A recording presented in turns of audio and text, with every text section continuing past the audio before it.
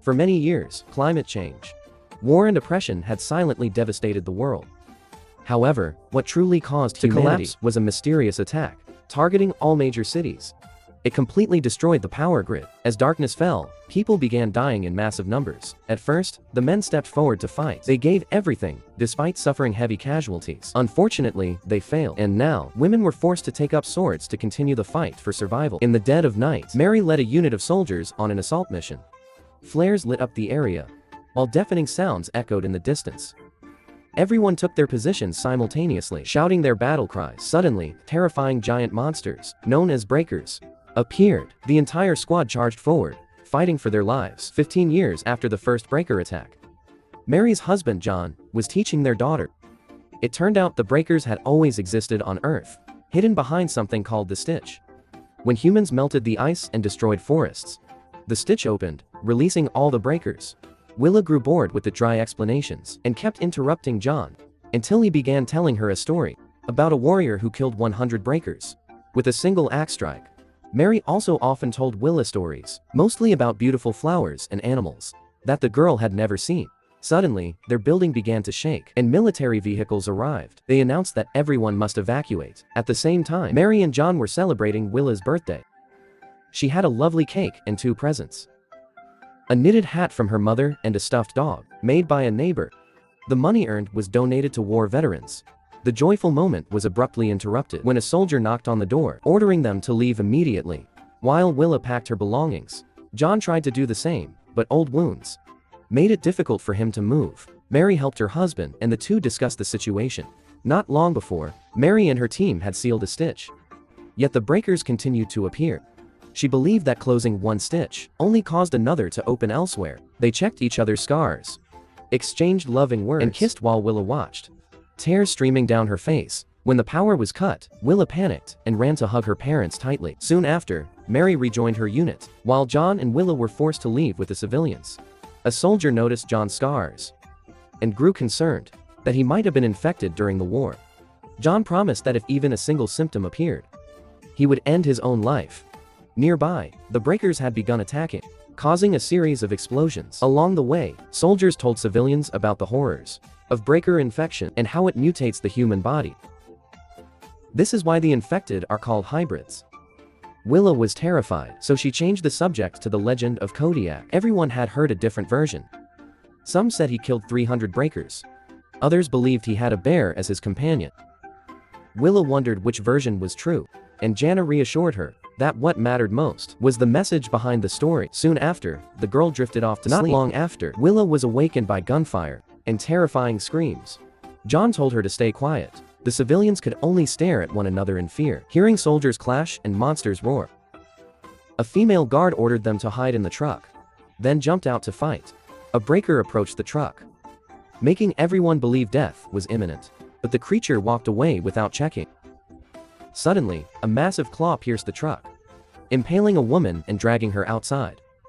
The group immediately fled the truck to find safer shelter. John and Willa were blocked by a breaker, forcing a female soldier to provide covering fire. She was seized by another monster, but this distracted the first breaker, giving John the chance to pull Willa down to the ground.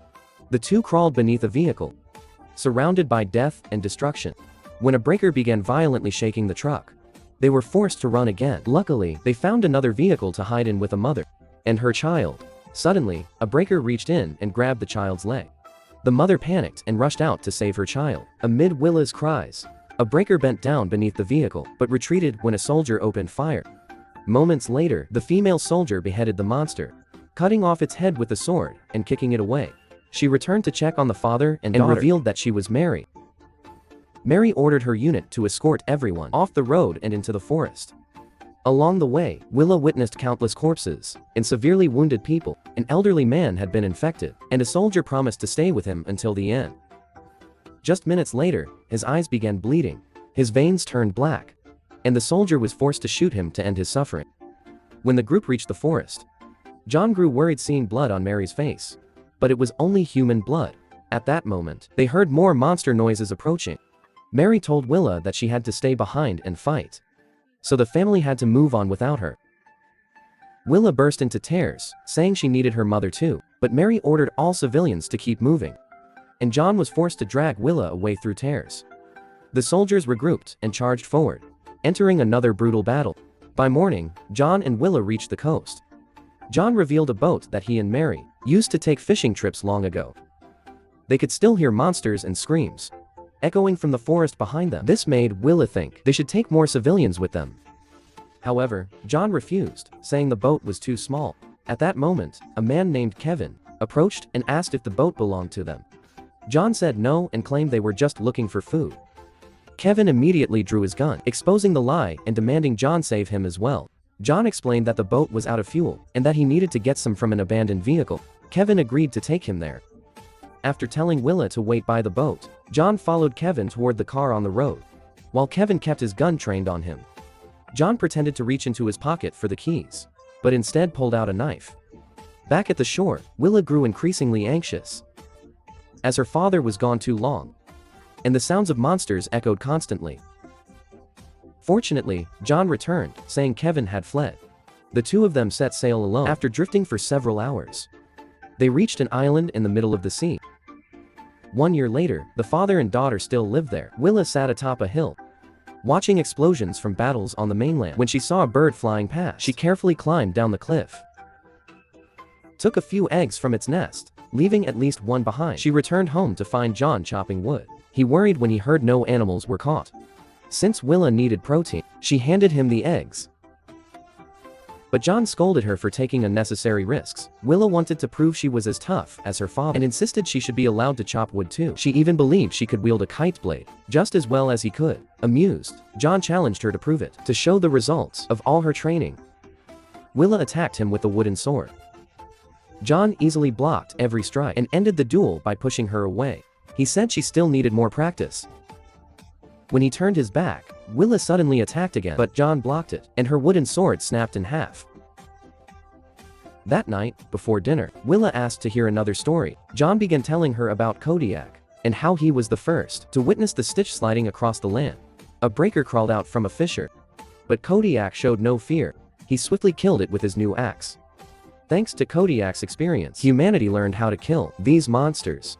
Willa wondered whether Kodiak might actually be her father. John laughed at the idea and told her to take the story seriously. He said legends like these give people hope. He believed that one day, the world would return to peace and they would go back to the mainland. Sometime later, the two went to the beach to bury landmines. They observed breakers on the mainland, and John explained that these creatures had no eyes. He believed they used hybrids as their eyes and ears. Willa asked what humans had done to deserve such an attack. John speculated that the breakers saw humanity as invaders of their territory. After that, Willa continued training, navigating an obstacle course built from wood by John. As she moved, John kept questioning her about the proper way to fight breakers. Deliberately putting pressure on her, he described monsters approaching, causing Willa to slip several times. But she refused to give up and managed to reach the wooden sword. She began striking the sandbags, representing monsters, repeating the lesson aloud. Breakers must be decapitated, but hybrids require the brain to be destroyed. On the final strike, Willa slipped again and failed to finish the course in time. Even so, John said she had done very well. Willa began the course again, later, while tending the garden. John was stunned to find wild strawberries. He immediately brought them to Willa. She tasted them and was delighted. John told her about his wedding cake with Mary, which had strawberries and cream. One morning, while Willa was fetching water at the waterfall, she suddenly spotted someone on the beach.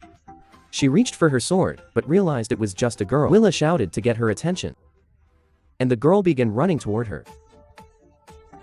Suddenly remembering the minefield, Willa rushed forward, stopping the girl just before she stepped on a trap. Both were terrified but carefully backed away. The girl burst into tears and hugged Willa in relief. Willa then took her to a hidden cave, where she stored supplies whenever she needed to get away from her father. She shared her water and learned the girl's name was Rosie. When Willa noticed blood on Rosie's forehead, Rosie explained she had hit her head on the boat. She said her family was sailing to her grandmother's home by the sea when breakers attacked. She was the only one who survived. Willa shared more food and said she had to leave, but Rosie, terrified, begged her to stay a little longer. While moving through the forest, Willa heard a sound behind her. and was shocked to realize it was her mother. Mary hugged her tightly and pulled her along, saying they had to temporarily leave John behind. Suddenly, Mary's eyes began bleeding. Willa screamed in panic and jolted awake. Rosie was still asleep, so Willa left the stuffed animal for the girl and ran back home. John drew his gun, thinking he was under attack. He quickly lowered it when he saw Willa and expressed his concern. She apologized, but did not tell him about Rosie. She recognized the gun as Kevin's. John explained that he had no other choice but to leave Kevin behind. When Willa asked if all men were bad, John said they were not. He added that women could also become hybrids, but the likelihood was lower.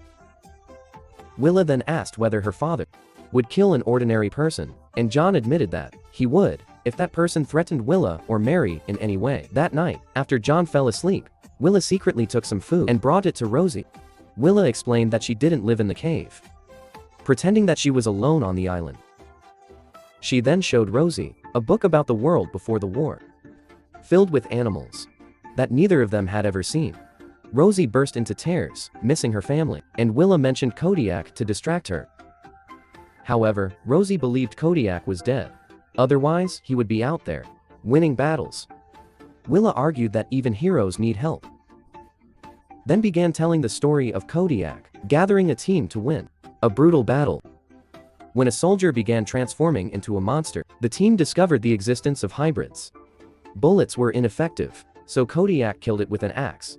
Thanks to him, humanity learned that hybrids must have their brains destroyed. Willa truly believed that Kodiak was still fighting somewhere out there. When it was time to leave, she told Rosie to wait there and gave her the birthday hat. The next day, training continued. Willa smoothly cleared the obstacle course and sparred with John, who pretended to be a hybrid enemy. They circled each other, and Willa hid behind a tree, hoping to ambush him. Suddenly, John stopped talking, and Willa heard a strange sound. She peeked out and found John had collapsed. She rushed over and gave him water to revive him. Then she helped him back home, finally realizing that John had been skipping meals to save food for her. He insisted they must ration supplies until Mary returned, but Willa felt trapped and wanted to help other women fight instead of just waiting. John angrily reminded her that he had fought for 5 years and that Mary was still out there. That could not be called doing nothing. To prove that he trusted his daughter, John handed Willa his old sword. The next day, Willa pretended to check traps but actually returned to the cave. Rosie was gone, and Willa's belongings were destroyed. Something suddenly moved in the darkness, and Willa followed it, only to realize it was Rosie, now transformed into a horrifying hybrid. The creature began chasing Willa as she screamed, causing her to slip and fall into shallow water. The hybrid immediately lunged at her, but just as it was about to kill her, John appeared and opened fire. The bullets had no effect, so John drew his sword and engaged the monster. After a struggle, he stabbed the hybrid in the head and killed it. Willa ran to hug her father, completely shaken. John quickly comforted her and said they had to leave, because the hybrid had likely alerted the breakers. The two packed up and began moving to the other side of the island, where they had hidden the boat. They stopped in the forest to rest briefly, and Willa asked for a story about life before the war. John said that there had been rumors of villages being attacked, but no one cared. City people still lived happily, while John and Mary enjoyed their new marriage, especially when Mary became pregnant. Just then, they heard explosions in the distance, signaling that the breakers were approaching. The two ran as fast as they could, but were forced to slow down when they encountered a fallen log bridge. Willa carefully crossed the tree trunk to the other side, but as John prepared to follow, Rosie's brother appeared, now a hybrid, and attacked him. John told Willa to stay back, but she rushed across the log, pulled the hybrid off her father, and beheaded it with her sword. However, its body kept moving and attacked again. It knocked Willa onto her back atop the fallen log, spanning the broken bridge, and she didn't know how much longer she could hold on. Luckily, John crushed the hybrid's head under his foot, instantly stopping its movement. After that, they crossed the broken bridge and safely reached the other side. As they moved through another forest, John collapsed. At that moment, they saw Rosie's father's hybrid approaching. Willa begged her father to run with her, but John was too weak to move. Willa drew her sword and focused entirely on everything she had been trained to do. As the hybrid charged, she dodged and sliced off the top of its head, sending its brain spilling out. Now she could help John continue moving. Moments later, at the beach, John told Willa to get on the boat and leave alone, revealing that he had been infected by a hybrid. Willa broke down once again. So John offered words of encouragement, reminding her that she was a warrior like her mother. Willa cut the rope, but the boat did not slide into the water. She had to push with all her strength. The boat moved slightly, but she wasn't strong enough to launch it. As John's eyes began to bleed, Willa decided to draw her sword and fight. At the same time, Mary and her soldiers finally reached the shore by boat. Breakers poured down from the hillsides, and the family raised their weapons together, ready for the final battle.